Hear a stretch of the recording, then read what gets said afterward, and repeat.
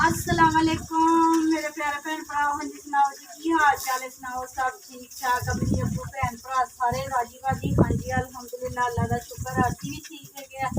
हाँ जी सारा दिन कपड़े सिलाई हो रहे, रात काफ़ी देर तक कपड़े सिलाई होंगे है। बहुत ज़्यादा थक जाती है तो फिर फटाफट इस टाइम जो फिर हांडी रोटी करना होंगे, फिर मैं नहा के कपड़े चेंज करके फिर चुले मुरे बहना होंगे वा। पसीना मैनू बहुत ज़्यादा आता है। इस वजह कल भी मेरी बेटी ने हांडी रोटी किया। हाँ जी प्याज साढ़े ब्राउन हो गए आ। हाँ जी अभी अपना शाम का ब्लॉग शुरू करन लगे है घर की रेसिपी के नाल। ते असी बना रहे हैं जी अज आलू ते आंडे। ठीक है जी, किसी चीज़ में भी खाने को दिल नहीं करता पाया है भी। कोई चीज़ ना दिल ही नहीं करता है। सब्जियां हो गई, दालां हो गई, दिल ही नहीं करता है। कल शिमला मिर्च बनाई है, वो माशाल्लाह इन्ना सारा सालन फ्रिज के पिया है वा। वो नहीं खादा। दोपहरे होटल तो ना तंदूर तो ना बेसन वाली रोटियां बनवा लिया, बेसन उपर ला के रोटियां मैं लवा के लियाई तंदूर तो वो रोटियां खा लिया। लस्सी लुस्सी बना के नाल देसी घे के चोपड़ के। ठीक है जी, तो समझ ही नहीं आ रही थी कि पकाइए। मैं कहा चलो आंडे भी घर पे, आलू भी घर पे, तो अज ना असी आलू आंडे बना के थे। ठीक है जी, तो मसाला साडा भुजदा पिया है बस, तो आंडे असी कढ़ लीए।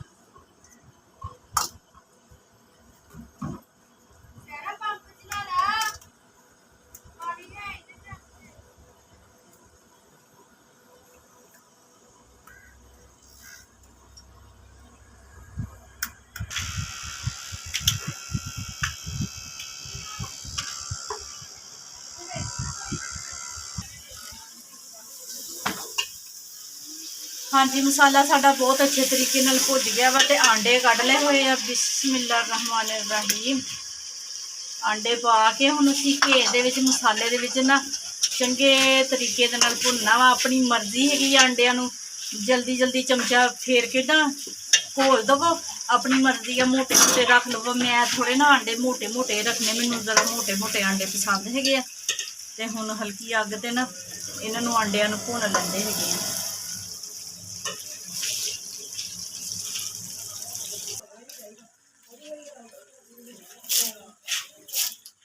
हाँ जी आंडियां नूं मसाले दे विच ना बहुत अच्छे तरीके नाल असीं भुन लिया वा।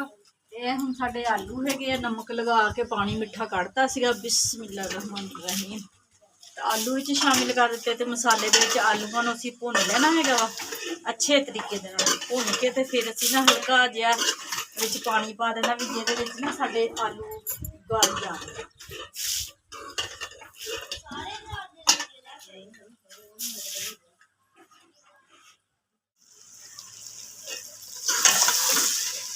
हाँ जी आलूआं नूं भी असीं अच्छे तरीके नाल भुन लिया है। तो हुण हल्का जिहा विच पानी पा देंगे जिसदा नाल ना साडे आलू गल जाण। बिस्मिल्लाह रहमान रहीम। पानी पाता वा थोड़ा जिहा ते आलू साडे गल जांदे आ। तो फिर विच मसाले मसूले पाते हैगे आ। अमान आटा लिया दे काका, मैं पेड़े करके दे देवां।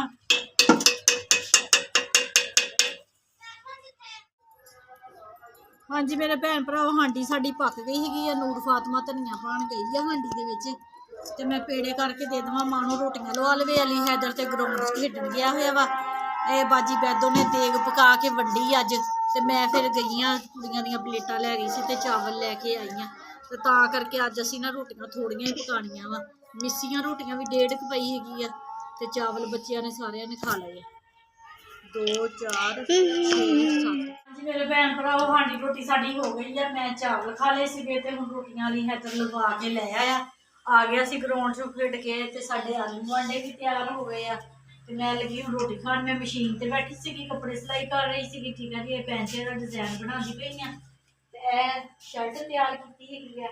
न्यू डिजाइन आया हैगा वा, वो वाला फिर मैं बनाया हैगा वा।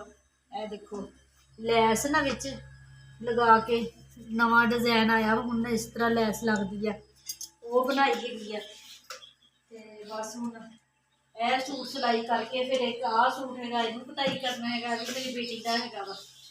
ते हुण असीं खा लईए रोटी ते नाले लै लईए अपने भैन भरावां कोलों इजाजत। ठीक है जी, साडा अज दा व्लॉग अच्छा लग्या तो लाइक करियो, सबसक्राइब करियो, घंटी का बटन लाजमी दबाओ। ठीक है जी, ਆਪਣੀਆਂ ਦੁਆਵਾਂ 'ਚ ਮੈਨੂੰ ਯਾਦ ਰੱਖਿਓ। ਮੈਂ ਵੀ ਆਪਣੀਆਂ ਦੁਆਵਾਂ 'ਚ ਆਪਣੇ ਭੈਣ ਭਰਾਵਾਂ ਨੂੰ ਯਾਦ ਰੱਖਦੀ ਸੀ। ਮੇਰੇ ਭੈਣ ਭਰਾ ਜਿੱਥੇ ਜਿੱਥੇ ਵੀ ਰਹਿ ਰਹੇ, ਸ਼ਾਦ ਰਹੋ, ਆਬਾਦ ਰਹੋ, ਹਮੇਸ਼ਾ ਹੱਸਦੇ ਤੇ ਮੁਸਕਰਾਉਂਦੇ ਰਹੋ। ਆਪਣੀਆਂ ਦੁਆਵਾਂ 'ਚ ਯਾਦ ਰੱਖਿਓ। ਠੀਕ ਹੈ ਜੀ।